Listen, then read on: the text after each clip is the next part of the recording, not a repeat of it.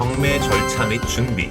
누군가의 금전 채무로 인해서 경매가 신청됐고 그로 인해서 법원의 각 조사가 이뤄질 거고요. 경매 예정 물건의 리스트가 오르게 되고 어느 정도 시간이 지나야 본 경매 날짜가 지정됩니다. 이랬을 때 우리는 앞으로 진행될 경매를 임하기 위해서 무엇을 어떻게 준비해야 하는지, 또 입찰부터 낙찰을 받았을 때 어떤 절차가 진행되는지 등에 대해서 얘기해 보도록 하겠습니다. 첫 번째, 관심 물건 선정.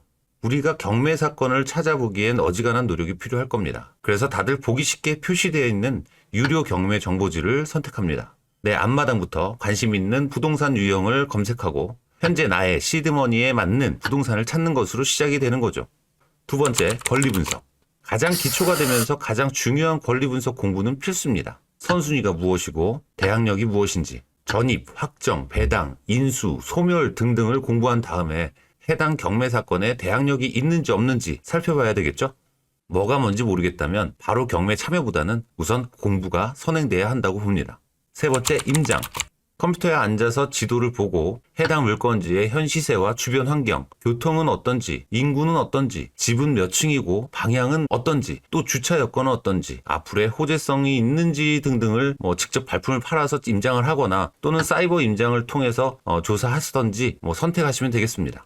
관련 사이버 플랫폼은 앞선 첫 번째 영상에서 소개를 드린 바 있습니다. 저는 개인적으로 로드뷰를 이용해서 해당 물건지의 부동산 전화번호를 따는 방법으로 사이버 임장을 하고 있습니다만 이 역시 개인의 성향에 맞게 하시면 되겠습니다. 해당 물건지만 확인하고 부동산 사장님들과 통화를 한다면 그렇게 긴 시간이 걸리진 않을 것 같습니다. 해당 물건지에 입찰할 마음이 생겼다면 마지막으로 직접 방문해서 주변을 살펴봐야 되겠죠. 네 번째, 기준가 산정.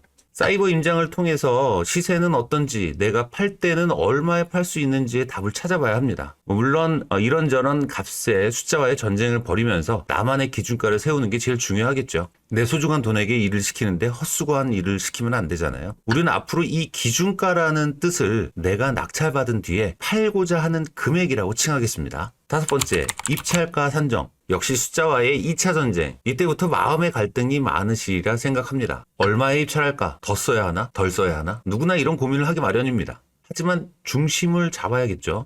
낙찰 후 매도했을 때 경비를 빼고 얼마를 남길지, 이 부분은 지극히 개인적이고 현실적인 고민이 필요하다 생각하니까 패스. 자, 그래서 결과적으로 기준가, 즉 내가 매도하고자 하는 금액에서 취등록세 플러스 경비 등을 제하고 남기고자 하는 금액을 빼면 입찰가가 완성되겠죠. 남기고자 하는 차액에 따라서 낙찰의 확률이 정해진다라고 보면 되겠습니다. 여기서 기본적으로 제일 중요한 것은 시세를 정확하게 조사해야 한다는 점 다시 한번 강조합니다. 여섯 번째, 입찰.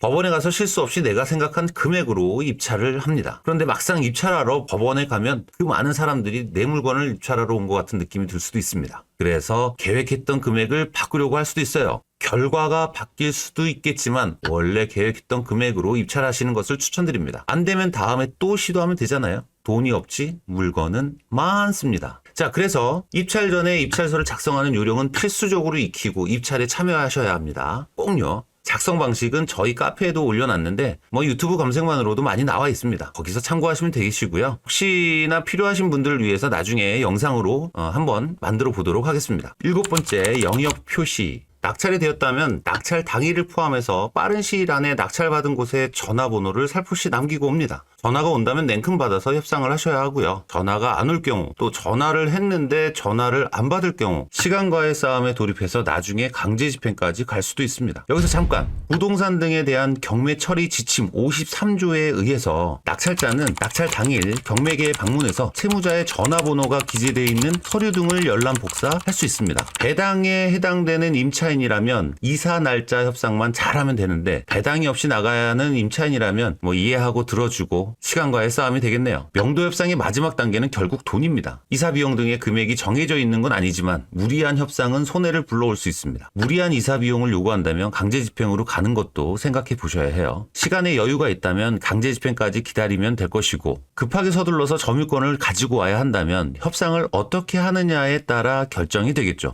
참고적으로 낙찰 잔금을 납부한 동시에 소유권은 가져올 수 있지만 소유권을 가져왔다 해서 점유권까지 가져오진 못합니다. 우리는 그 점유권을 가져오기 위해서 강제 집행을 신청하는 방식으로 법의 힘에 기댈 수밖에 없는 거죠. 그래서 점유권을 가진 분과의 협상이 중요합니다. 8번째, 잔금납부와 동시에 인도명령 신청. 잔금납부와 동시에 인도명령 신청은 필수입니다. 잔금납부로 소유권을 취득했으니까 법원에 힘을 빌어서 점유자 또는 채무자에게 비워달라는 뜻을 전달하는 것이죠. 참고로 인도명령 신청은 소유권 이전 이후 6개월 이내에 해야 합니다. 9번째, 계고. 인도명령 결정문이 법원으로부터 발송되고 채무자에게 전달됐다면 송달이 완료된 것입니다. 송달에 관련된 부분은 사실 악용될 우려가 있어서 살짝 넘어가도록 할게요. 패스. 송달이 완료됐다면 경매계에 달려가서 서류를 접수하고 집행문을 부여받고 집행관실로 달려가서 강제집행을 신청합니다. 계고는 강제집행을 하기 전에 예고를 하러 간다고 보시면 됩니다. 계고를 하러 가서 그 집 안에 내용물이 얼마나 있는지, 몇 사람이 와서 일을 해야 하는지, 이삿짐 차는 몇 대가 와야 하는지, 사다리 차는 필요한지 등의 견적을 보러 가는 이유도 있습니다. 물론 법원마다 다릅니다. 1차 계고한 뒤에 바로 강제집행을 진행하는 법원과 2차까지 계고를 시행하고 강제집행을 진행하는 법원도 있는데요.